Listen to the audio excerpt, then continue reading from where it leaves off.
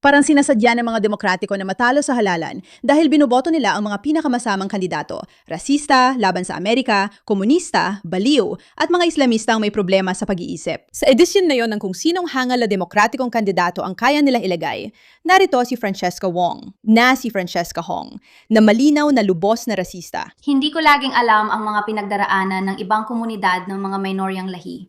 Dahil para sa akin, nanginghibabaw ang pag-aangkop. At kaya nga, nagpakasal ako sa isang patuloy pa rin ang pagiging malapit ko sa pagiging puti, 'di ba? Ang anak ko ay biracial. Siya ay kalahating puti at kalahating Koreano. Sa palagay ko, ang pagharap sa kanyang pagkakakilanlan at kung paano siya tingnan ng iba ay laging nasa isip ko.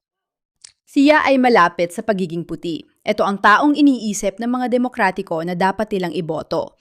At hindi nakakagulat na ang video na ito ay sobrang nag-viral dahil guys, ito ay rasismo laban sa mga puti. At isang ina na malamang ay nag-asawa ng puting lalaki, kahit hindi ako sigurado. Pwede nating tingnan yan. Sandali lang, tingnan natin. Sinasabi ng asawa ni Francesca Hong ang kanyang anak. Nakalahating puti ay talagang problema ito. Mga kaibigan, ano sa palagay ninyo ang ibig sabihin nito para sa ibang puting Amerikano, hindi kalahating Koreano? Grabe talaga ang rasismo ng mga tao. Hindi biro na naging viral ang babaeng ito dahil sa kanyang kabaliwan. Pero nagsasabi pa siya ng iba. Okay, hindi ko maintindihan paano yung gustong mahalal sa dalawang partido ay di alam na di nakakalimot ang internet, lalo na kung nasasabi ng ganitong kabaliwan. Sa industriya ng restaurant, kapag may naubos kami, sinasabi naming 86 na ito. At panahon na para patalsikin si Trump. Alam niyo ba ang ibig sabihin ng 86? Yung Gantt term, o? Panahon na para patalsikin ang presidente ng Amerika. Siya ba ang gusto niyong kandidatong demokratiko? Siya ang simbolo ng kabiguan ng gobyerno na protektahan tayo sa mga viral at sistemikong banta. Ang ibig ko sabihin, parang ikaw ang nagiging banta dahil natatakot ka sa pagiging malapit sa kaputian kahit na ang anak mo ay kalahating puti at wala kang emosyonal na kakayahan na makita na maaaring may bagay na dapat protektahan. Tingnan natin kung ano ang masasabi ni Meade tungkol dito. Lagi siyang may magandang pananaw. Ang pagbuwag sa kapulisan ay isang bahagi ng reforma at muling pagsusuri sa ating sistema ng katarungang kriminal. Ang pagbuwag sa kapulisan ay isa sa pinakakatangahang ideya sa lipunan. Nakakagulat pa ring may naniniwala at umaasang mananalo sa halalan dahil dito. Ang pondong inalis sa pulisya ay kailangan ilaan sa mga serbisyo ng rehabilitasyon,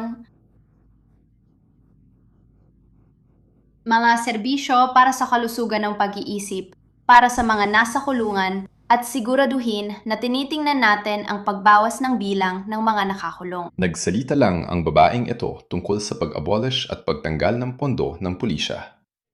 Babasahin ko ngayon ang ibig sabihin ng abolish. Ang ibig sabihin ng abolish ay opisyal na wakasan o alisin ang batas, sistema, gawain o institusyon. Tinatalakay niya ang pag-abolish ng pulisya at pagtanggal ng pondo. Ito ang kandidato sa pagkagobernador ng Wisconsin. Sobrang baliw. Dapat kong sabihin, kandidato sa gobernador ng estado. Nakakabalib na Cheers siya pa rin ang datos. nangungunang demokratikong kandidato habang binabanggit ang pagiging malapit sa kaputian. Tanggalin si Trump at buwagin ang kapulisan, isang kabaliwan yun. Ito ang mga individual na tingin ng mga demokratiko na pwede gawing leader ng estado. Baliw. Hindi ko nasabi sa'yo pero na-diagnose siyang may bipolar disorder. Na nagpapabuti ng lahat ng masama, na nagpapabuti ng lahat. Hindi rin siya ganap na kontrolado. Grabe. Bukod pa doon, kinasuhan pa siya. At ito ay interesante. Kinasuhan siya dahil sa hindi nabayarang utang sa credit card. At kinasuhan siya ngayong taon, Mayo 26 ng 2026.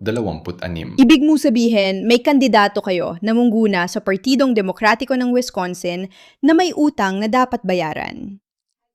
May malinaw na diagnosed na mental disorder na nawagan ng pagbasalang kay Trump. Gusto ring buwagin ang kapulisan. Na hindi gusto ang pagiging malapit sa mga puti, kahit na ang anak niya ay kalahating puti. Iniisip pa ng mga demokratiko na karapat dapat siyang bigyan ng kapangyarihan. Hello? Ang halaga ay $29,000. $29,300. Kinasuhan siya dahil sa hindi nabayarang utang sa credit card. Tinulungan siya ng pamilya at sila ang nagbayad. Siyempre, ginawa nila yon. Parang sosyalista lang siya. Gumagastos ng malaki pero iba magbabayad. Sinabi niyang demokratikong sosyalista siya at gusto niyang buwagin ang pulisya. Nasa atin ang responsibilidad na siguraduhin na hindi magtagumpay ang mga taong ito. At kung ikaw ay nasa Wisconsin, maghanda ka ng bumoto. Tingnan mo kung Amen. ikaw ay rehistrado. Bumoto ka. Kung di pa rehistrado, magparehistro. Para sa akin, nakakabaliw na 10% lang ng mga Amerikano ang nakikilahok sa politika, mga kaibigan. Bawat tao sa mundo ay dapat umayos at maunawa ang mahalagang kanilang boto. Kundi mga baliw ang maghahalal ng kapwa baliw.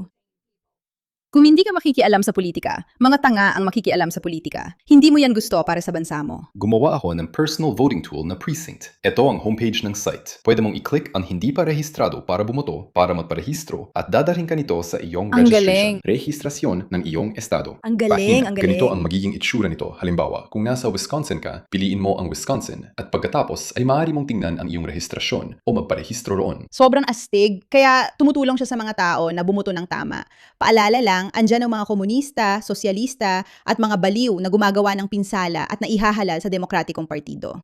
Hindi ko siya gaanong kilala. Tiningnan ko siya bago magsimula ang palabas para malaman kung saan siya galing.